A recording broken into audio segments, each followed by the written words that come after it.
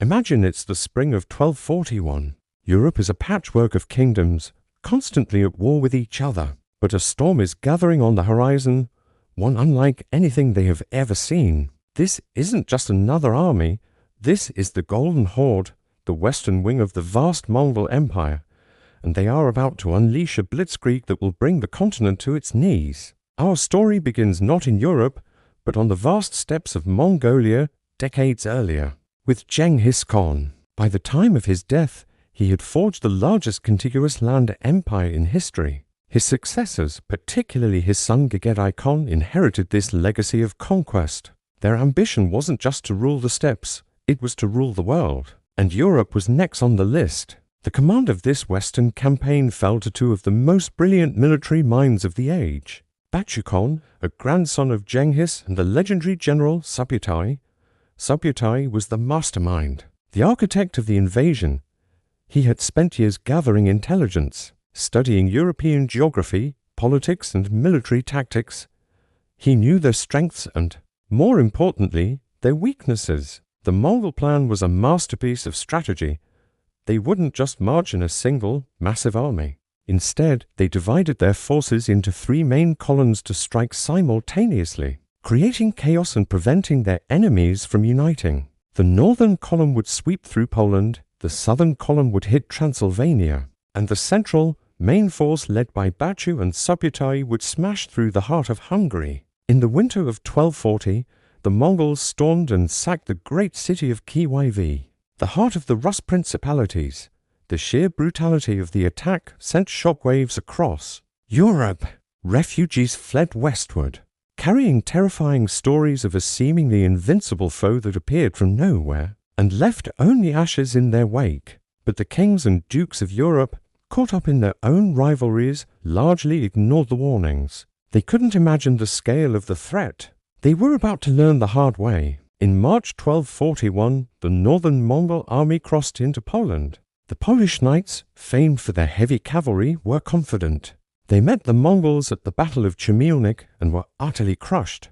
The Mongols used their classic tactics, a feigned retreat. They lured the overconfident Polish knights into a disorganized chase, then turned and enveloped them with a hail of arrows from their horse archers. The Polish army was annihilated. Just a few days later, a larger force of Polish and German knights, including the formidable Teutonic knights, gathered to make a stand at the Battle of Legnica. This was supposed to be the moment. Christian Europe pushed back the tide. Henry II the Pious, Duke of Silesia, led a coalition army, but Subutai's strategy was devastatingly effective. The Mongols again used feigned retreats, smoke screens to cause confusion, and their superior mobility to encircle and destroy the heavily armored, but slow-moving European knights. The battle was a catastrophe for the European forces. Duke Henry was killed, his head paraded on a spear. The path into Germany was now wide open. Meanwhile, the main event was unfolding in Hungary. King Bela IV of Hungary was one of the few rulers who took the threat seriously. He had gathered a massive army at the city of Pest and felt secure. When the Mongol vanguard appeared, the Hungarian knights, eager for glory, charged out and easily defeated them. This small victory bred a fatal arrogance. King Bela, pressured by his nobles, decided to march out and confront the main Mongol army. He pursued the Mongols for several days, all the way to the Sojo River. It was a trap. Subutai had led him exactly where he wanted him. On the night of April 10th, the Mongols launched a surprise attack, crossing the river under the cover of darkness. The Battle of Mohi began. What followed was one of the most one-sided and brutal battles in medieval history. The Hungarians were caught completely off guard in their fortified camp. Mongol catapults hurled projectiles and incendiary devices, creating panic and chaos. By dawn, the Hungarian camp was a fiery death. Trap, in a final, cunning move, the Mongols left a gap in their encirclement. Seeing a chance to escape, the panicked Hungarian soldiers streamed through it, abandoning all discipline. It was another trick. Waiting for them on the other side were Mongol horse archers, who hunted them down for miles. The Hungarian army was not just defeated, it was systematically exterminated. King Bela himself barely escaped with his life. In the space of just a few weeks, the armies of Poland and Hungary, the two major powers of Eastern Europe, had ceased to exist. The Mongols had free reign. They spent the rest of the year ravaging Hungary, turning the once fertile plains into a wasteland. The road to Vienna, to Rome, to the heart of Christendom was undefended. Europe was on the brink of total collapse. Panic gripped the continent. Pope Gregory IX called for a new crusade, not to the Holy Land, but to save Europe itself. So, why didn't the Mongols conquer all of Europe? Why did they suddenly stop and turn back? It wasn't a European army that defeated them. It was news from a world away. In December 1241, word reached Bachu and Subutai that the great Khan, Gagedai, had died back in Mongolia. According to Mongol tradition, all princes of the bloodline had to return to the capital, Karakoram, to elect a new great Khan, Bachu Khan. As a potential candidate and a key player in the succession had to go back, his personal ambition and the future of the Mongol Empire were now more important than a campaign in a distant land. So, in early 1242, the Golden Horde packed up and began the long ride home, leaving behind a continent that was scarred, terrified, and miraculously saved by a twist of fate. The Mongols never returned with the same force. Internal conflicts within their empire shifted their focus, but the memory of 1241, the year of the horseman, would haunt Europe for centuries. It was a stark reminder of how close the entire continent came to being just another province of the great Mongol Empire. Thanks for watching. If you found this journey into history fascinating, be sure to hit that like button and subscribe for more stories from our incredible past. See you next time. Why entonces ocurrió algo que nadie en Europa podía entender? A finals dies mismo acá, d 1241. Los ejércitos mongoles, que estaban acampados en los llanuras de Hungría, preparándose para la próxima conquista, de repente se dieron la vuelta, empaquetaron sus campamentos, reunieron sus rebaños y comenzaron a marchar hacia el este. Se retiraron tan rápido como habían llegado. Dejando atrás un país de cenizas y una población aterrorizada y completamente desconcertada. Que había pasado, los europeos, aliviados pero confusos, buscaron explicaciones. Algunos dijeron que había sido la violencia de los húngaros, que había desgastado al enemigo. Otros, con más fuerza, dijeron que era un milagro la mano de Dios protegiendo a la cristiandad. Rezaron agradecidos en las iglesias, pero la verdadera razón no tenía nada que ver con ellos. A miles de kilómetros de distancia, en el corazón de Asia, el hombre más poderoso del mundo, el gran Khan Gagedai, hijo de Genghis Khan, había muerto. La ley mongol era clara.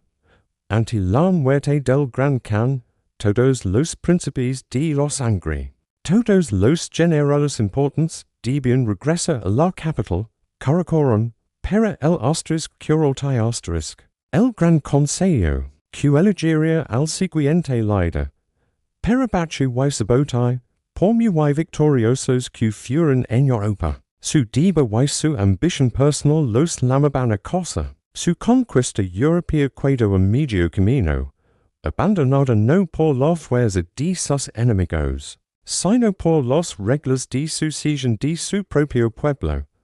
Europa se había salvado por un accidente, por un giro del destino en una corte llana. Pero este respiro, este tiempo prestado, fue el regalo más valioso que pudieron recibir. Por cancelos no los supieron, la amenaza mongola no había desaparecido, solo se había pospuesto. Y en las décadas siguientes, en los bordes del continente, algunos empezaron a aprender la lección. La primera y más dolorosa lección que para sobrevivir. La tormenta no podían seguir peleando como siempre. Tenían que cambiar o serían barridos la próxima vez. ¿Y la próxima vez? Quizás Dios no estaría mirando. La retirada mongola deja Europa sumida en un silencio aturdido. Era el silencio que vino después del grito. En las llanuras de Hungría y Polonia solo quedaban humo. Ruinas y un miedo profundo, heco de recuerdos de flechas que caen del cielo como lluvia negra. La gente solía lenamente de sus escondites en bosques y pontones, mirando con incredulidad el vacío que los invasores habían dejado atrás. No había celebración, solo un alivio frágil y una pregunta enorme flotando en el aire. ¿Por qué se habían ido? Al principio, las explicaciones fueron, como siempre, los que cabían en su mundo. En las iglesias, los sacerdotes hablaban de penitencia y salvación. Dijeron que los Mongoles eran el azote de Dios, un castigo por los pecados de la cristiandad. Y que su partida era una muestra de misericordia divina. Los guerreros que habían sobrevivido, los pocos que habían visto la batalla y logrado escapar, contaban historias de una ferocidad sobrehumana.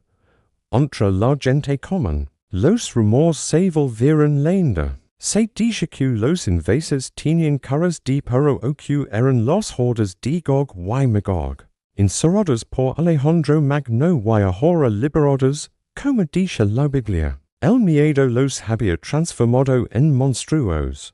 Porque era más fácil entender un castigo divino o una criatura fantástica que entender lo simple. Aplastante eficiencia de aquellos genies. El rey Belova de Hungría, que había perdido su ejército y casi su reino, no se quedó de brazos cruzados esperando otro milagro. El suyo fue uno de los primeros cerebros en Europa que empezó a trabajar con una idea nueva. Esto puede volver a pasar. Y si volvía a pasar, no podían confiar en que otro con mures justo a tiempo. Bella se convirtió en un hombre obsesionado con la piedra. Empezó un programa frenético de construcción que cambiaría la geografía de su reino. Donde antes había empalizadas de madera y castillos de tierra, ahora ordenó levantar murallas de piedra. Muchas piedras. Invitó a maestros constructores otorgó privilegios a ciudades que se fortificaron. Y usó el tesoro real para pagar fortalezas en los pasos de montaña, junto a los ríos principales en cualquier lugar por donde pudiera flor de nuevo la María Mongola. Hungría se empezó a llenar de castillos. No eran los castillos señoriales de cuento, de torres altas y elegantes. Eran fortalezas bajas, gruesas, prácticas, diseñadas para aguantar, para ser un hueso duro de roer. Bella había entendido en su vida desesperada. Una verdad clave, los mongoles eran la velocidad hecha ejército. Su poder era el movimiento. La única manera de vencerlos era detenerlos, ralentizarlos, hacer que esa velocidad se estrelara contra algo inmóvil y inexpugnable. La piedra. Seria su respuesta. Mientras Hungría se convertía en un erizo de piedra, en otro rincón de Europa se estaba cocinando. Sin querer, la otra parte de la solución.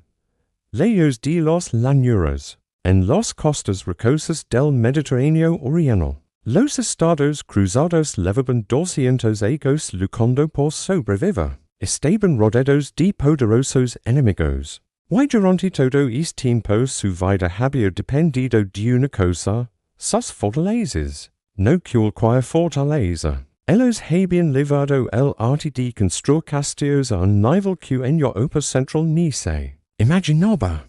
Lugares como el crack de los caballeros no eran simples torres, eran complejos sistemas de defensa. Ciudades amuralladas. Sus murallas concéntricas y torres redondas estaban diseñadas con una geometría de la muerte. El poder de los cruzados no estaba en grandes ejércitos, sino en que unos cientos de hombres, desde estos moles de piedra, podían dignar a miles. Esta lección estaba a punto de volverse crucial. Décadas más tarde, el imperio mongol, bajo el mando de Hulagu, nieto de Genghis Khan, se expandía hacia el oeste. En 1258, su ejército tomó y destruyó Bagdad, la ciudad más grande del Islam. Parece que nada podía detenerlos. pero el topas con los Castillos cruzados, su ovens se frenu. No podían tomarlos fácilmente, y su mea ventaja, la velocidad, se evaporaba. Esta debilidad fue estudiada por los mamelucos de Egipto, liderados por el sultán Qatas y su general, Baybars, en 1260. En lugar de esperar un asedio, los mamelucos marcaron el encuentro de los Mongoles. La order's decisión se basaba en una noticia crucial. Hu luego había regresado a Persia. Con gran parte de sus tropas, dejando a su general Kitbuka con un ejército más pequeño. Baybars, el mando de la vanguardia mameluca, ejecutó el plan perfecto. Empezó a escaramuza con los Mongoles, atacando y luego retirándolos, imitando sus propias tácticas para atraerlos. Los Mongoles, creyendo que tenían frente a sí un enemigo que huía, cargaron con todo, persiguiéndolos hacia un valle más estrecho, boscoso, donde su movilidad se veía limitada. Era la trampa. Cuando los Mongoles estuvieron bien dentro del valle, las fuerzas principales mamelucas, escondidas, cerraron la salida. De repente, los perseguidores se convirtieron en los sacados. Los arqueros mongoles, en un espacio más cerrado, no podían usar toda su ventaja. Fue entonces cuando la caballería pesada mameluca, que había estado esperando quieta, carga. La batalla fue feroz y brutal. Pero la disciplina mameluca aguantó. Kitbuka, el general mongol, luchó hasta el final y fue capturado y ejecutado. Su ejército fue aniquilado. En Yolut fue un punto de inflexión histórico.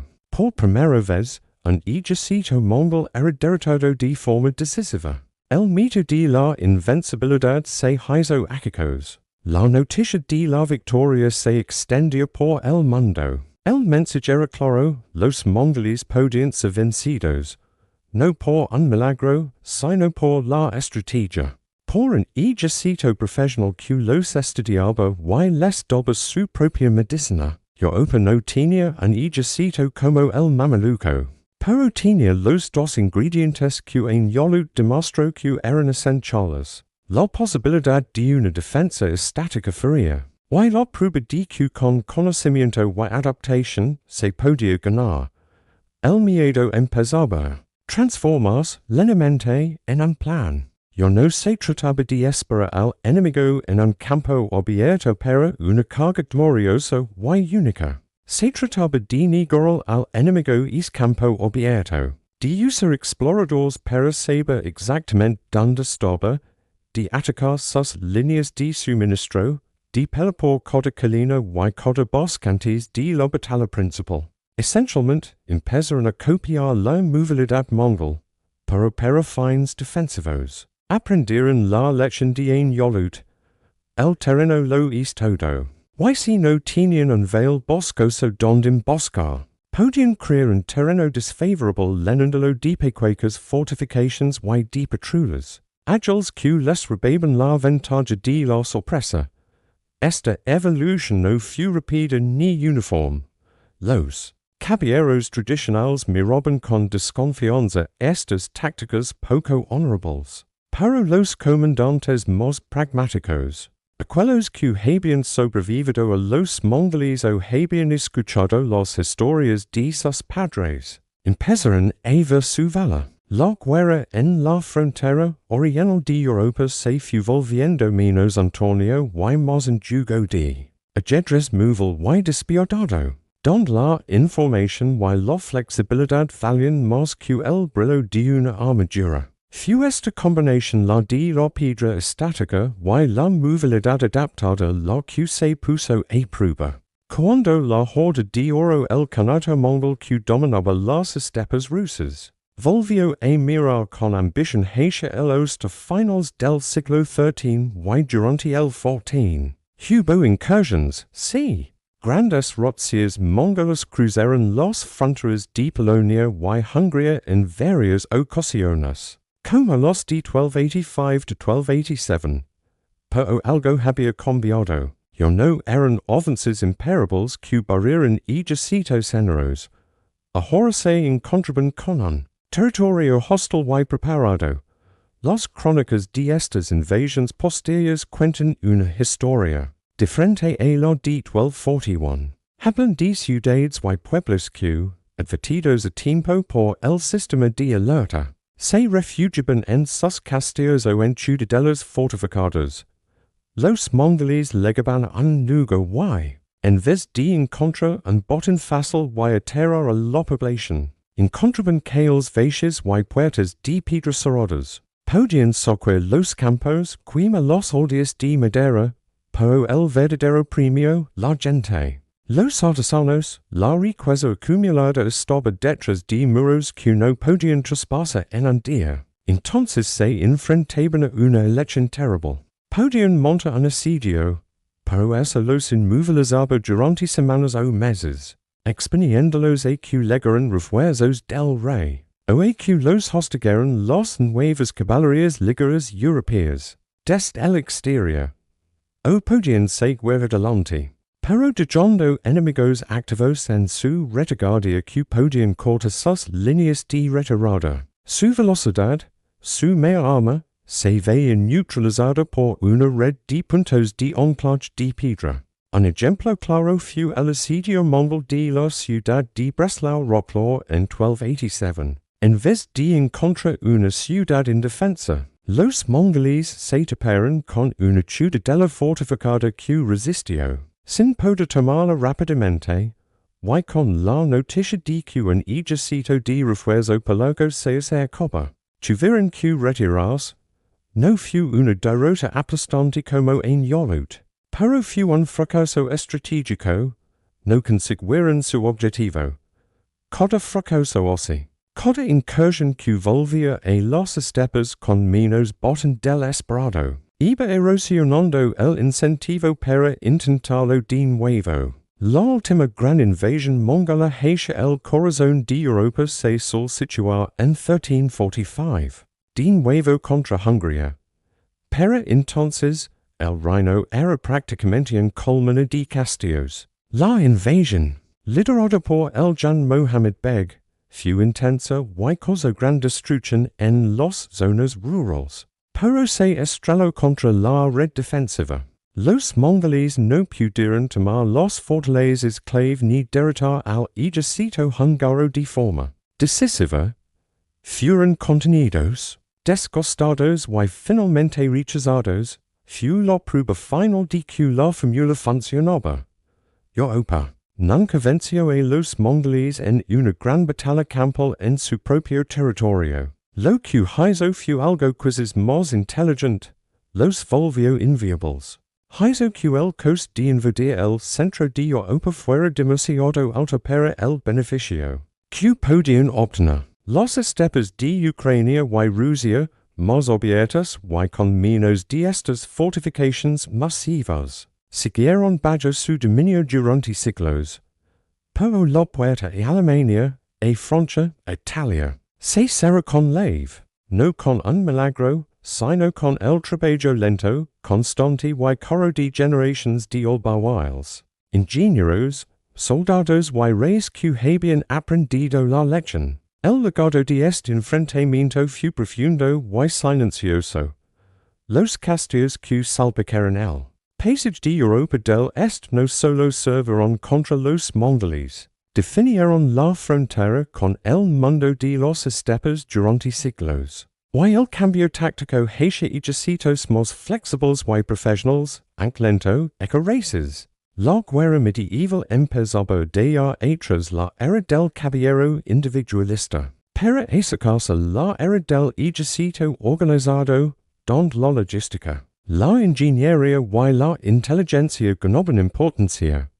Al final, la historia de cómo Europa contuvo a los mongoles es la historia de la adaptación. Es la historia de un continente que, tras un golpe devastador, usó sus dos grandes ventajas, su capacidad para construir de forma masiva y permanente, y su capacidad, lenta pero real, para aprender de sus enemigos y cambiar. No fue la fuerza bruta, sino la combinación de piedra y Cerebro, lo que finalmente defendía el continente. Y esa lección, aprendida of Hugo y Pedro en los fronteras del siglo XIII, resonaria en la historia militar europea para siempre. La pedida de un ejército fue la primera vez que la máquina de guerra perfecta, que había triturado imperios, se rompía en sus manos. La noticia corrió por los estepes y los desiertos, susurrada con incredulidad. El invencible Hulagu, el destructor de Bagdad, había sido desafiado y su ejército aniquilado. Pero los mamelucos, fue un grito de victoria que resonó en cada rincón de su reino. Pero para Europa, que observaba desde lejos, fue algo más sutil y poderoso, una prueba de concepto. En los cortes de Buda, Cracovia y Viena, los consejeros militares empezaron a analizar la batalla no como un relato exótico, sino como un manual. Desglosaron cada movimiento, como los mamelucos habían usado exploradores, para conocer la posición exacta de los mongoles como habían elegido un terreno que limitaba la movilidad de la caballería, como habían fingido debilidad para atraerlos a una trampa y como su propia caballería pesada había esperado el momento justo para dar el golpe final. La lección era clara.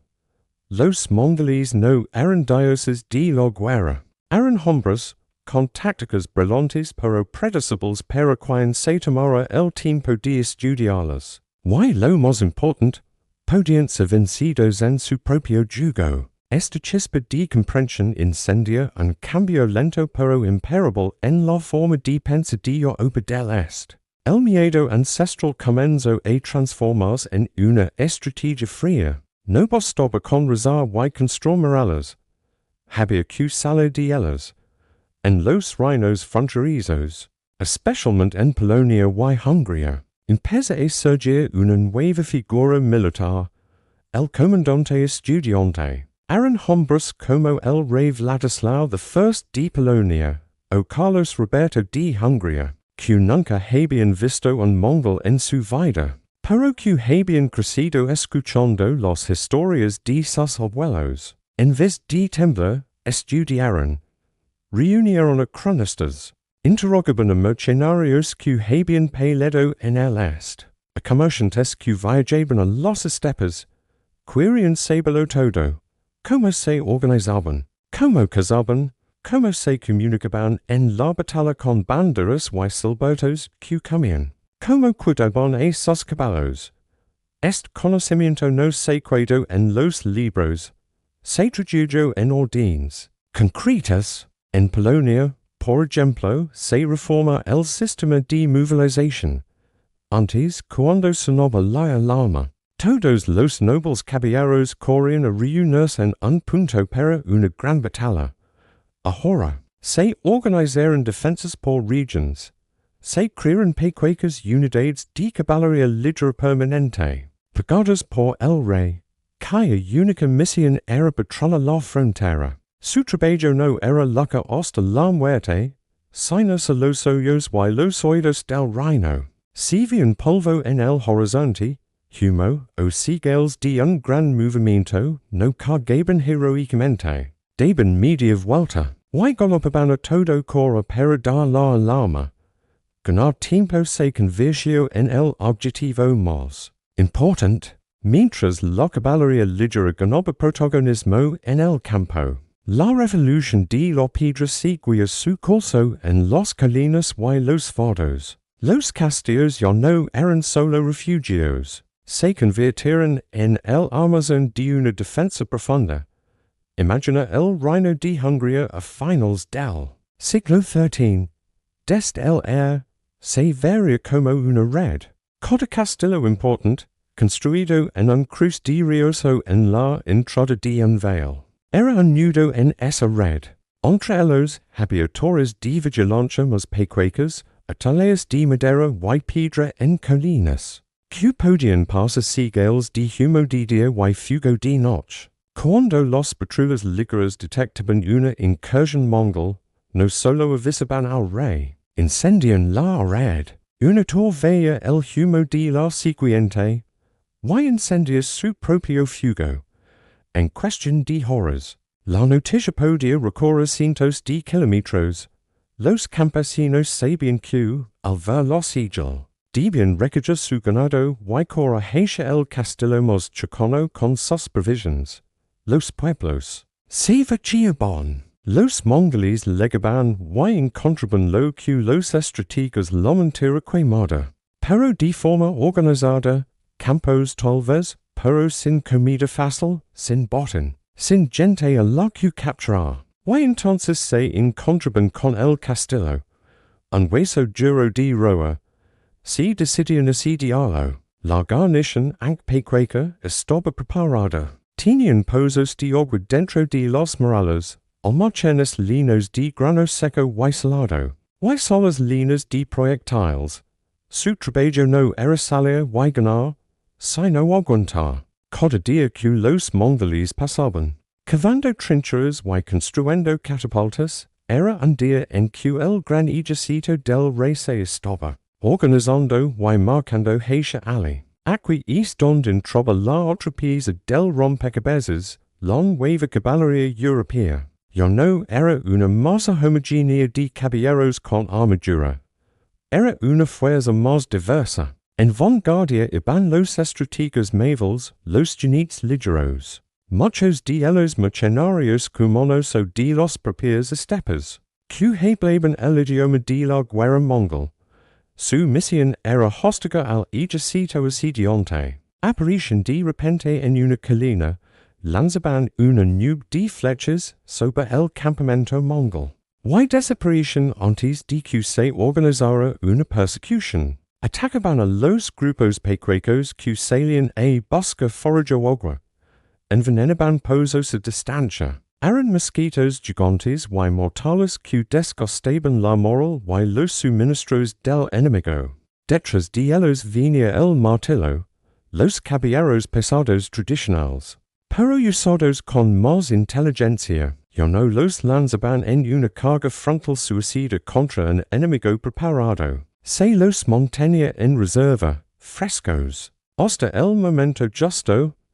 Ese momento podía ser cuando los Mongoles, frustrados por el asedio y cansados del hostigamiento, intentaban retirarse, o cuando, confiados, dividían sus fuerzas, entonces el martillo caía. Una carga de caballería pesada en el flanco de un ejército desorganizado, y un movimiento todavía era devastadora. Esta combinación, la red de alerta, los castillos como imanes que fijaban al enemigo, el hostigamiento constante y el golpe final concentrado se puso a prueba una y otra vez en los incursions del siglo XIV. Las crónicas de la época digan de habla de batallas perdidas, y empiezan a hablar de asedios resistidos y de incursions rechazadas. Tomemos el ejemplo de la invasión de 1285 en Hungría. Los Mongoles, bajo el mando de Talabuga y Nogai,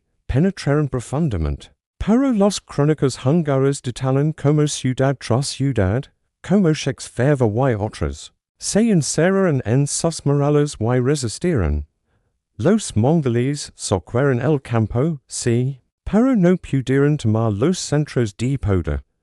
Pero cuando el ejército real húngaro se movilizó completamente, los invasores, cargados con un botín pobre de odios quemados y cansados de perseguir fantasmas, decidieron retirarse. En su camino de vuelta, además, fueron hostigados sin piedad.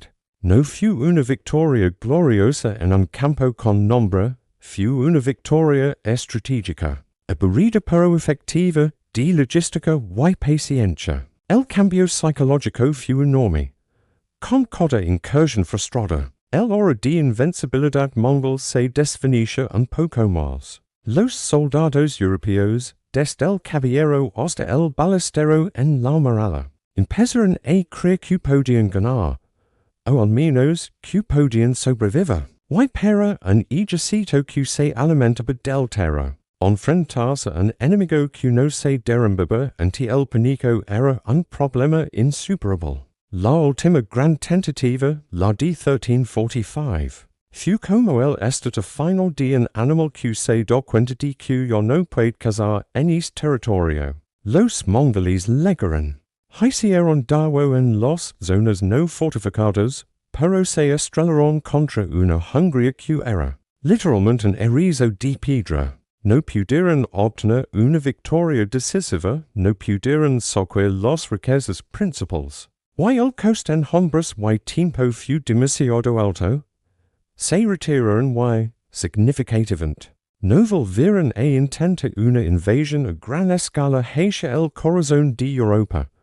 Europa no los había destruido, simplemente los había hecho irrelevantes. Había cambiado las reglas del juego. El campo de batalla ya no era la llanura abierta que los mongoles amaban. Era un pasaje lleno de obstáculos, vigilado por ojos invisibles. Donde cada paso hacia adelante era más difícil y menos provechoso que el anterior. Habían convertido su reino en un lugar demasiado indigesto para tragar. La lección final, la que quedó grabada en la memoria militar europea, no fue una táctica específica. Fue una filosofía, la adaptación es la mejor defensa. Y a veces, adaptarse no significa imitar al enemigo, sino forzarlo a pelear en un terreno que él no entiende y donde sus mayores armas son inútiles. Europa usó su ingenio, su capacidad de construir y su lentitud burocrática para crear un sistema. Y el sistema, hecho de piedra, fugo de seagulls y paciencia, fue lo que finalmente detuvo a la tormenta más veloz que el mundo había visto. La última gran incursión mongola en el corazón de Europa se desvanecía. Como el humo de una aldea quemada, llevándose consigo una era de terra puro. Pero lo que dije atrás no fue solo un continente exhausto y aliviado. Fue un pasaje transformado, tanto en la tierra como en la mente de las personas. La amenaza de las estepes no desapareció de la noche a la mañana, pero se volvió distante, un peligro manageable en la frontera. No un miedo que paralizaba los sueños. El cambio más visible estaba hecho de piedra y cal, donde antes había llanuras abiertas y aldeas de madera vulnerables. Ahora había siluetas oscuras en las colinas. Los castillos que hombres como Bella de Hungría habían obsesivamente impulsado no eran solo fortalezas militares. Con el tiempo, se convirtieron en el eje de la vida en las regiones fronterizas. A su sombra crecieron pueblos nuevos, más seguros. Los mercados se instalaban cerca de sus puertas, sabiendo que había un refugio tras las murallas. Los artesanos encontraban trabajo reparando armaduras o follando herramientas. Estos castillos dejaron de ser solo un gasto para la corona y se convirtieron en centros de poder, comercio y administración local. Eran la prueba física de que la defensa, cuando es constante, puede crear una nueva normalidad. Pero los murales más importantes no fueron los de piedra, sino los que se construyeron en la forma de pensar.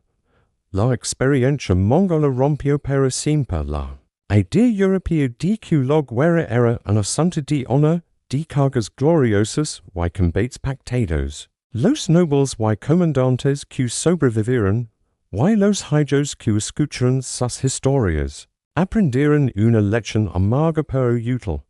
El pragmatismo vence al orgullo. La guerra era información, logística, movilidad y psicología.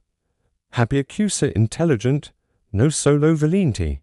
Esta nueva mentalidad se filtra lentamente en todos los aspectos de la guerra. Los ejércitos empezaron a valorar más a los ingenieros. Los hombres que sabían construir máquinas de asedio y, más importante, fortifications. El rol del explorador, del jinete ligero que podía moverse rápido y traer noticias, gana un prestigio que antes no tenía. Incluso la caballería pesada, la joya de la aristocracia, tuvo que adaptarse. Las armaduras empezaron a cambiar.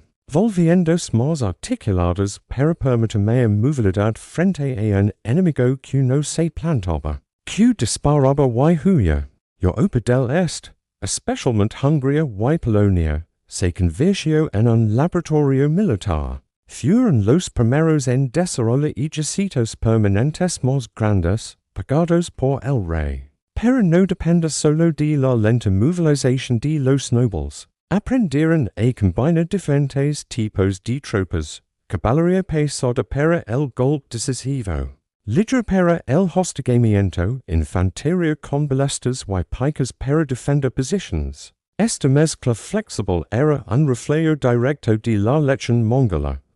No hay una solución única. Hay que tener una herramienta para cada problema. Y entonces la frontera se estabilizó. Los canes de la horda de oro siguieron siendo poderosos, dugos de las vastas estepas rusas. Pero su relación con Europa cambió. Dice una amenaza existencial. Pasaron a ser un vecino peligroso. Pero con el que se podía negociar, comerciar e incluso aliarse en ocasiones contra enemigos comunes. El miedo se transformó en una cautelosa familiaridad.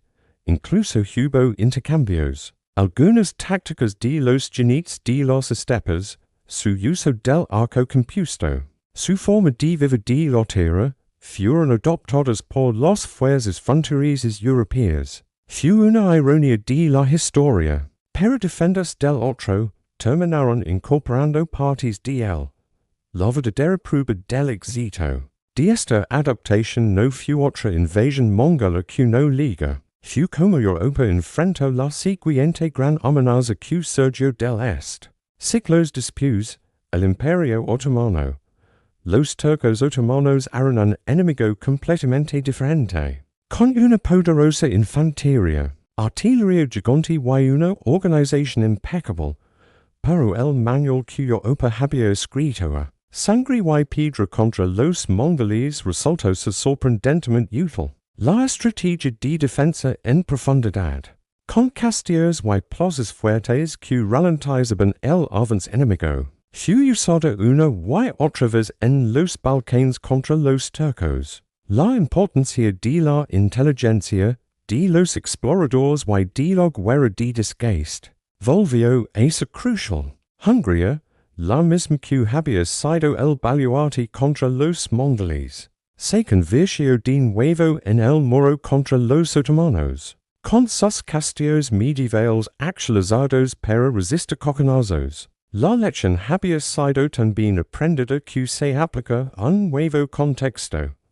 La flexibilidad mental era el legado más durable. Con el paso de los siglos, la memoria directa de la invasión mongola se distribuyó, convertida en leyenda y en cuentos de los tártaros que asaltaban pueblos. Pero la huella que deja en la identidad de naciones como Polonia y Hungría es profunda. En Polonia, la figura del asterisco desde leca asterisco, la caballería ligera, se convirtió en un símbolo nacional, evolucionando hasta los famosos asteriscos husares alados asteriscos que tantas victorias darían siglos después. En Hungría, el castillo no es solo un monumento turístico, es un símbolo de resistencia, de la capacidad de un pueblo pequeño para aguantar contra potencias aparentemente invencibles. Es el orgullo de haber sido la muralla de Europa, no una vez,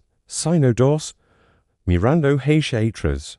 Con la perspectiva que da el tiempo, es fácil ver el ciclo completo. Europa recibió un golpe traumático. En 1241, un golpe que le mostró su fragilidad, pero en vez de derrumbarse, usó las décadas de tregua no para olvidar, sino para prepararse. No buscó una solución mágica, sino que trabajó en dos frentes, el físico, con ingeniería y construcción masiva, y el mental, con estudio, adaptación y reforma militar. No ganaron porque fueron más fuertes o más brutales.